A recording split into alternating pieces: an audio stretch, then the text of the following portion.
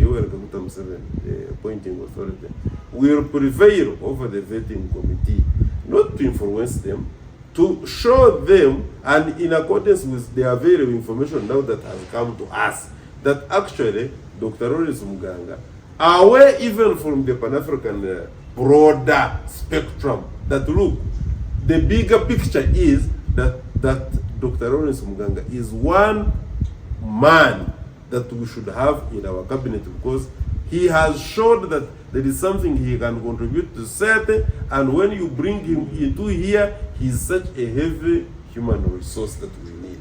You see, why did the appointing authority, from the 50 million Ugandans, Zero. Yes. Because of his extraordinary Absolutely. contributions that he has made to society. Absolutely. So, if he's a Canadian, why did he go to Canada, acquire skills? Why did he go to Rwanda, acquire skills, and come back here and implement it here?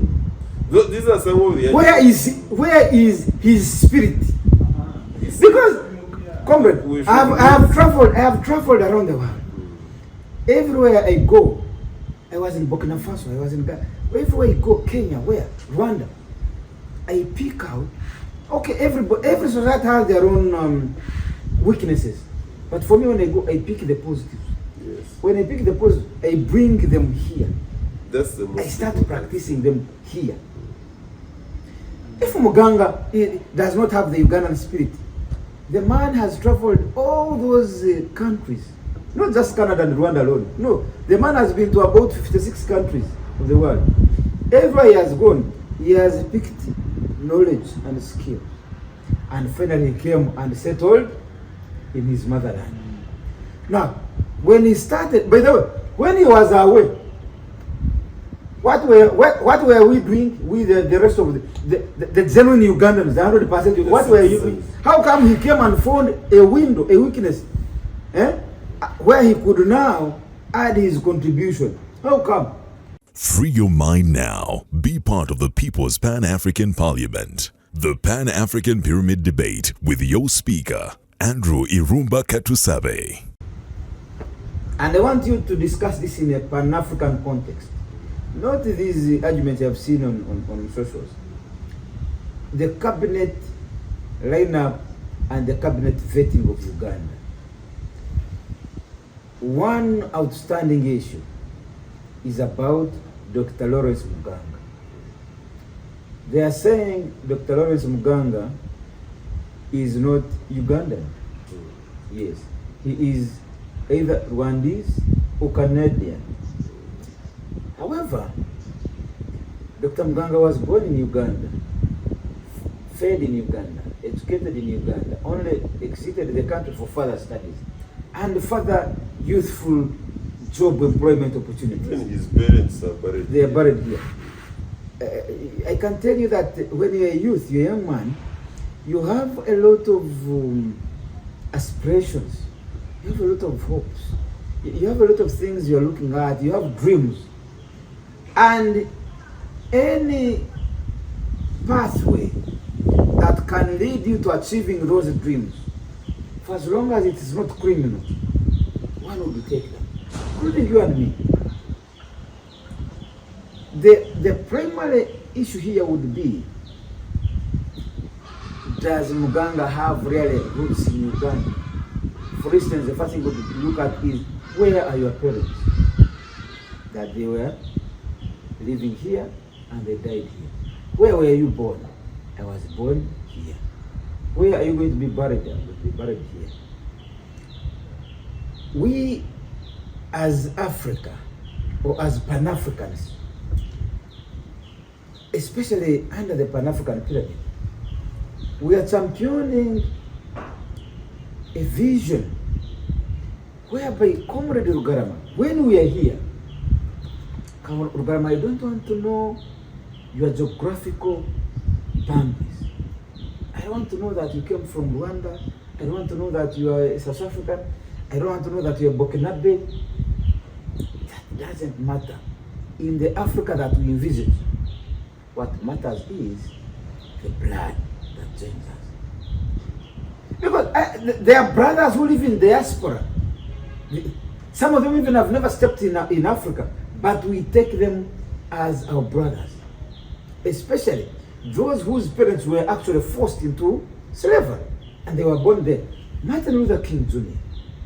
You get it? Malcolm X. So, here is a Muganga.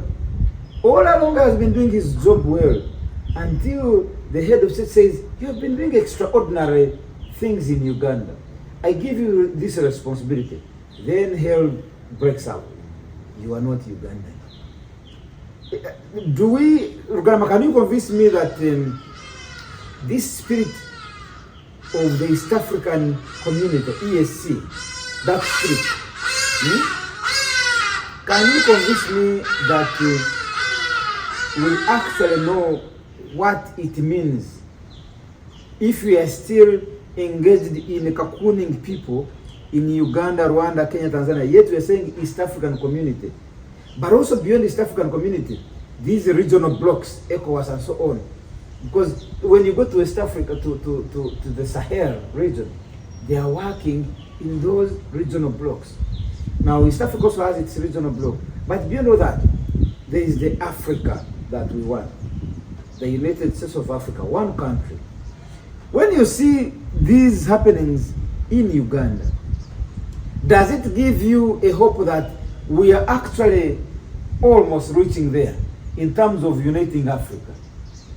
Do you get that visual interpretation? Do you see a picture that actually we are walking the journey? We are halfway, or we are so much kilometers to reach our destiny. Do you see that coming? Or we are simply going to continue talking. Somebody here in Uganda calls you my brother, but actually in the back he's actually stabbing in the back. He just said the word for the sake of saying it. He doesn't even know the meaning. He does not attach the meaning of brotherhood. I told you I went to Burkina Faso. A mere eating alone in my plate was almost causing me problems. This guy said, hey, you said you were brothers. I said, yes. How come you're eating alone? I said, but we have all ordered for food. Mine has come first. Why don't I eat? They said, no. What we do here as brothers, we eat together. You have made your order, which is different from mine, different from the others. So what we do is we open the food. All of us speak from each other. That is brotherhood. We don't even use forks. No, we use our hands. So let me see who will poison the other when we have eaten from the same place. You see that level of brotherhood, comrade? You see that? So when you look at the East African community, when you look at it, first of all, Uganda and Rwanda have so much to do together. My uncle, let me tell you, my uncle is called the Safari.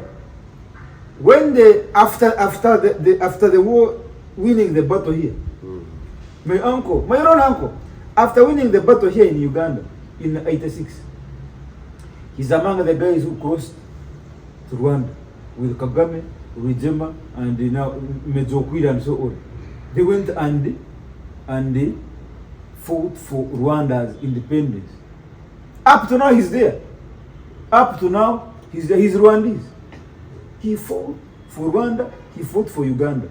Now tomorrow, if he wants to stand for Chairman LC1, or the president appoints him as, you say, for you are Ugandan. But when we were in the bush... How convenient. When we were in the bush... How come you never raised it? Now look at Mejo Okwi. Okwi, after fighting in Uganda, he went to Rwanda. Suppose he had died in Rwanda. Or if they appoint him tomorrow as somebody, he say, but for you are Ugandan. But at the battlefront, you were not looking for Ugandans and Rwandese. You were looking for brothers to fight for a just cause. Go on. First of all, let me just commence this by re-echoing the words of our brother, once again Muganga, Joshua Malala, where he said that the African democracy is nothing but a facade. It's just a smoke screen. We don't need that.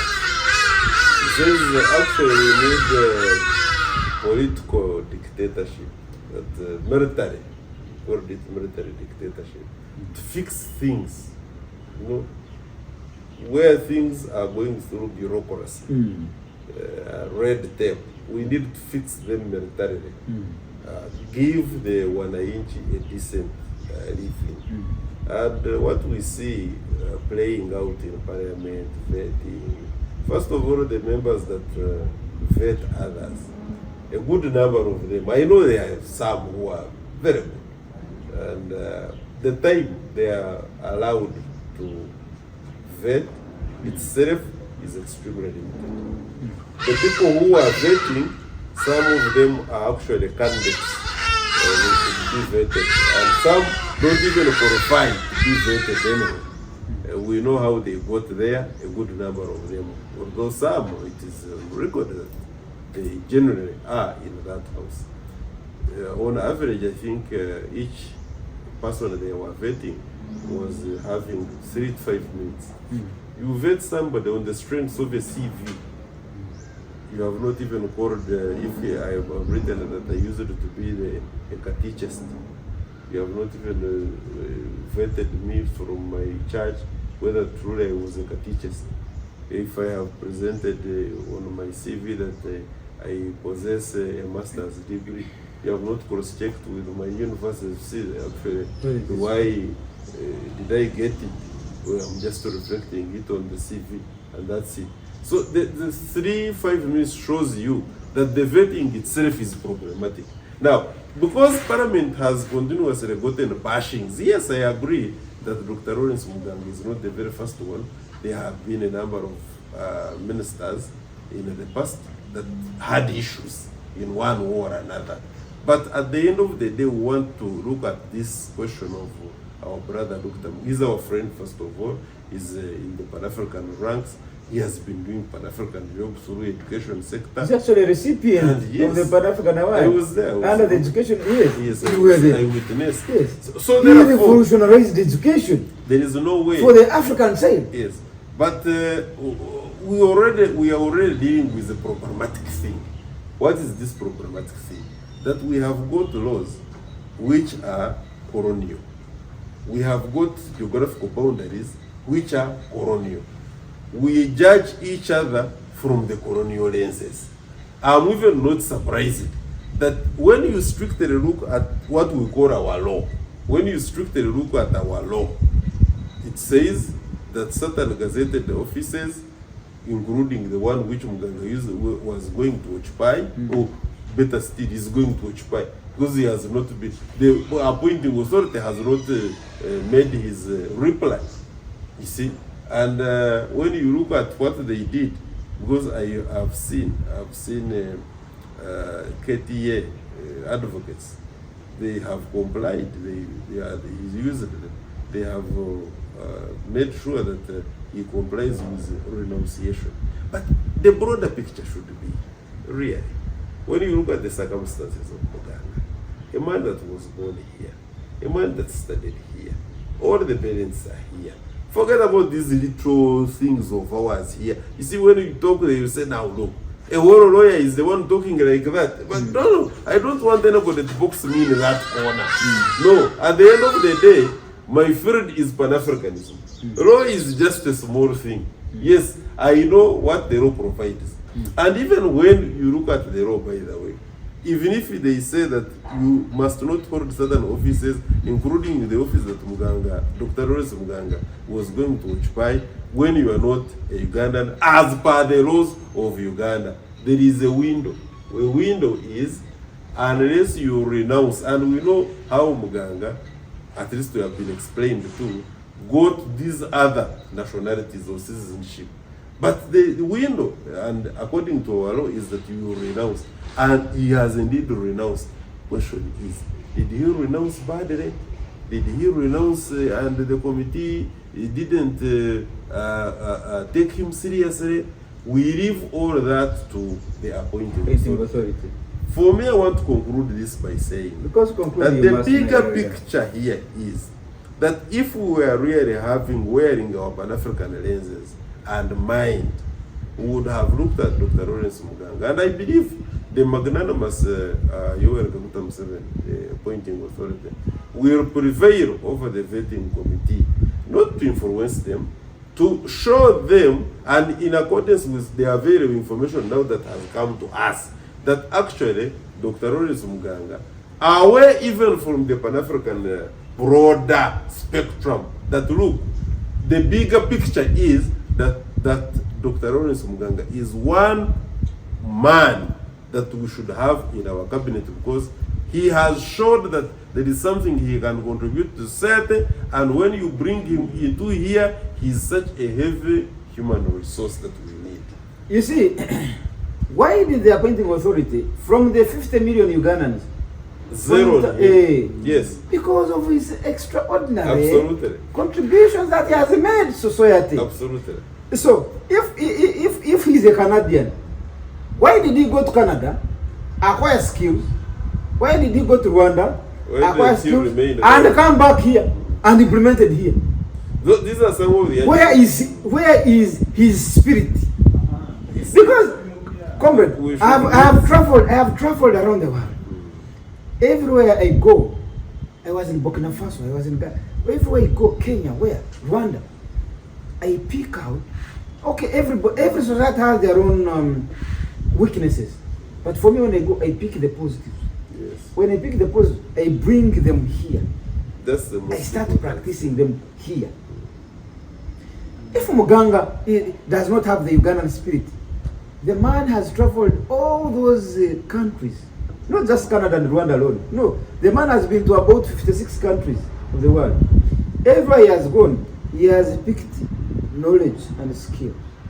And finally he came and settled in his motherland. Now, when he started, by the way, when he was away, what were we doing with the rest of the genuine Ugandans, the 100%? What were you doing? How come he came and found a window, a weakness, where he could now add his contribution? How come? For me, So, the appointing authority saw something special in Muganga. absolutely. And if you're scared that this man, because he has two legs, they are stepping in both countries, he may become disloyal to Uganda and become loyal to Rwanda. Leave that to the commander-in-chief. Museveni is not your type. You think Museveni doesn't know? You think Museveni is stupid that he can put Muganga there and he sleeps? And all the ministries. You think you understand?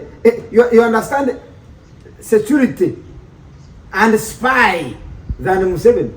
He can put you there. He can put you there, and even if you wanted to, you will put layers. even if you wanted to. By the way, even if Muganga wanted to, that would even stop he him cannot. from doing it. He cannot. Assuming that's what he was doing. For me, really, So- I had already almost concluded on this. But let me, from your submissions just now, let me just state like this.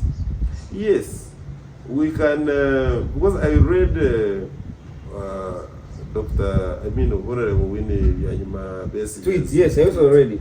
and they were saying, okay, to be really, these are questions of law, and if questions of law have been put to Muganga, these are straight questions, let Muganga answer them. Respond. And I don't think that Muganga is the type that would fail to answer questions. He cannot. That's one. Yes. And most importantly, I think from what we have seen so far, that actually a good number of them, if not all of them, he has answered them. For me, I want to state that the broader Pan-African picture is that Muganga should have been qualified as early as yesterday. The smaller legalities questions here and there are that Muganga complies with them because he has all that it takes to comply with them if he has not complied with them. But finally, amidst all this, I'm looking at a picture where the president, the appointing authority, is going to prevail over this situation, and we are not going to miss out, at least in this particular respect, the services of Dr. Lawrence Muganga. But let me also address this smoke screen as our senior elder Maponga always teaches us. This smoke screen about protecting the law, that they are defending the constitution. Comrade Rugarama, the law in Uganda is being used for convenience. It is a spear rather than a shield. Exactly. Some of them are using it as a walking stick. If you are saying you are defending the Constitution, let's face it, comrade. There are 4 people with similar challenges. Similar challenges. In fact, Etiodu could have flown back here when he was appointed. He has not been here. No, you came as a SEC member. You remember he's an MP also in Soroti. Most of the time. Most of the time. He's married to the daughter to one of the former senators. Exactly. Most of the times, where is he? But I don't want to go personal. I'm just being, yes, I don't want to go personal. But there were 4 people with similar challenges. If you are protecting the Constitution, how come? The appointing was not able to say that. How come the other 3 were able to go through? Why didn't the Constitution, if you are reading... The law must be applied evenly. Number two, even these very ministers who have been in government, some of them have no citizenship. Even their children are worse. Some of them are not even here. Yes. Number four. Comrade Rugarama, you and I know that the president appointed 82 ministers. Isn't that correct? 82. Are you aware that one of the ministers has not been vetted?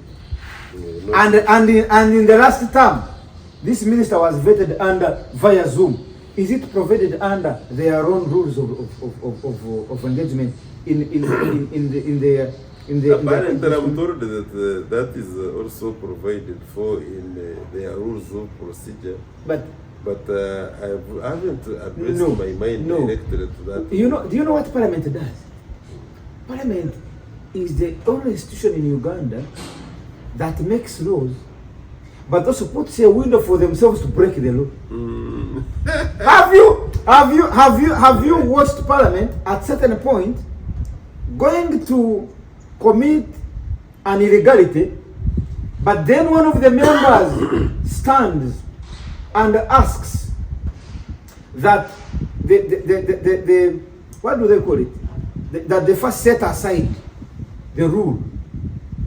I don't know the right context. Yes. You can be in the middle of something, and an illegality comes and says, no, a member applies for the rules to be first set aside. It is also provided. That's what I'm saying.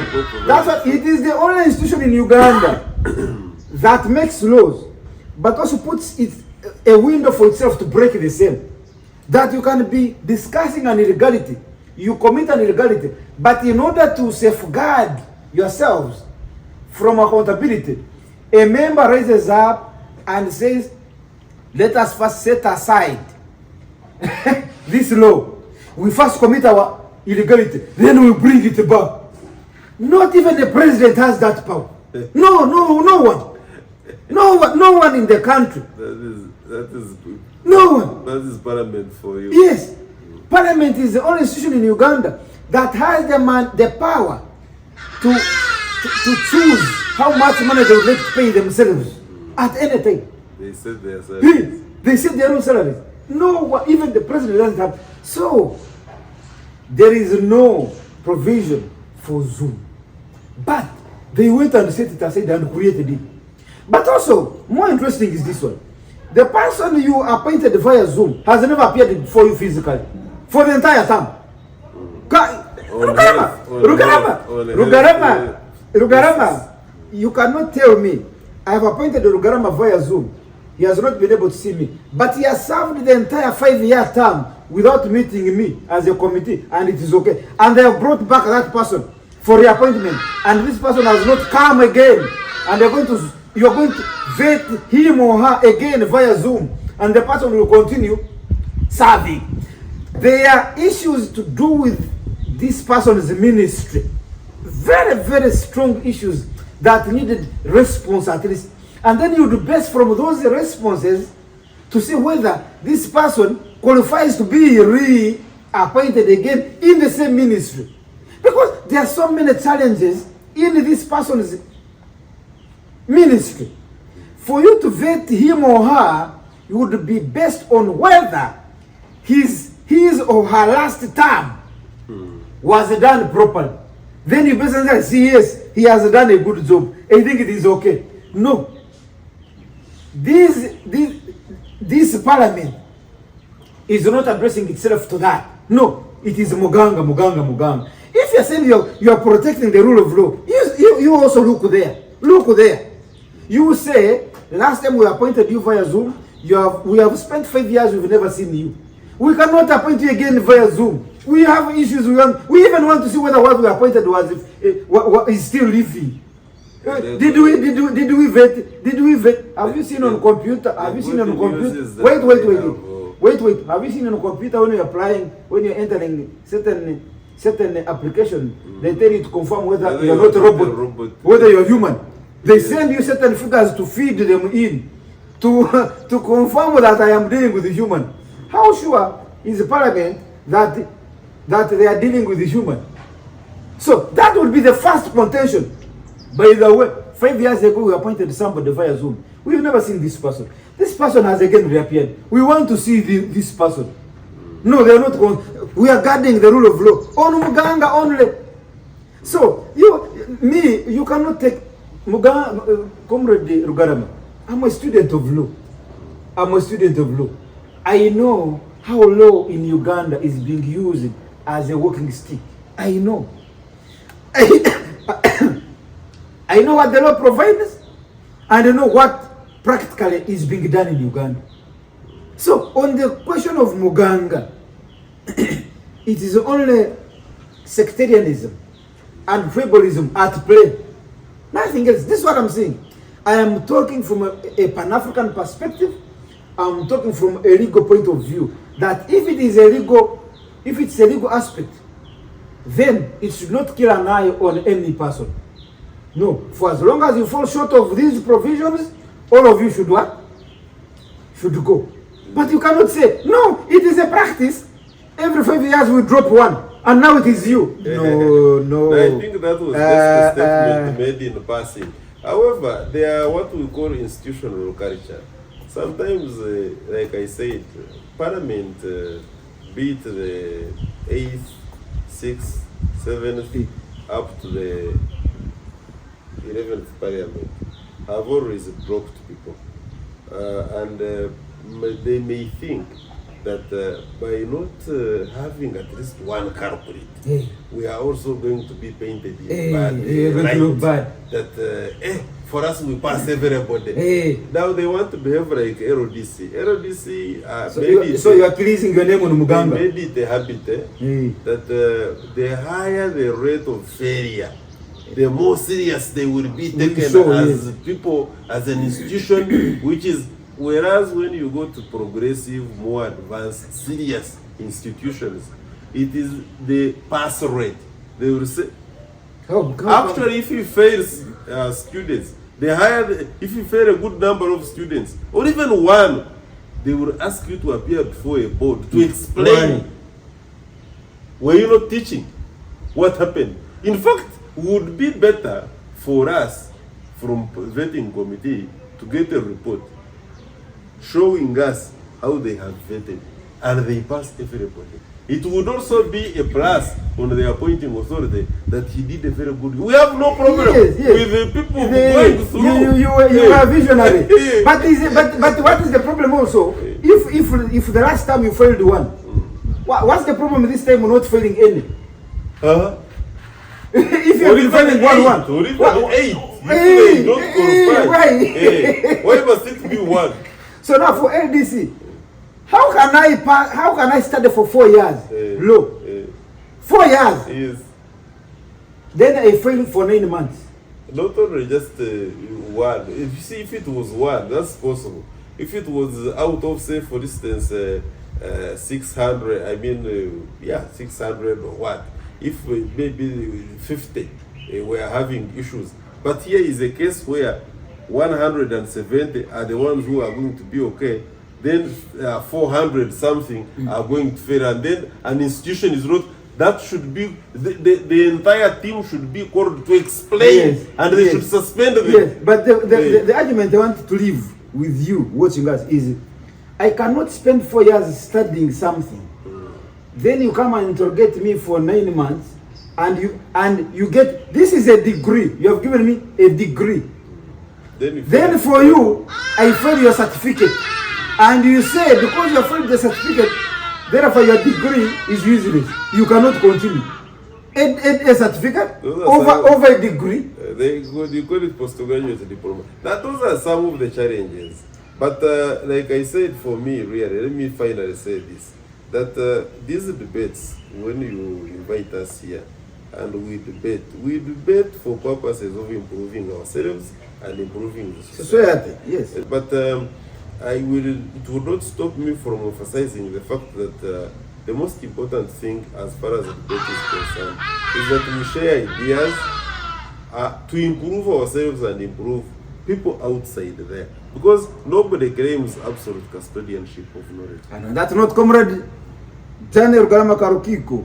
Thank you so much, our comrades who are following us here. And this is the Pan-African Weekly Roundtable.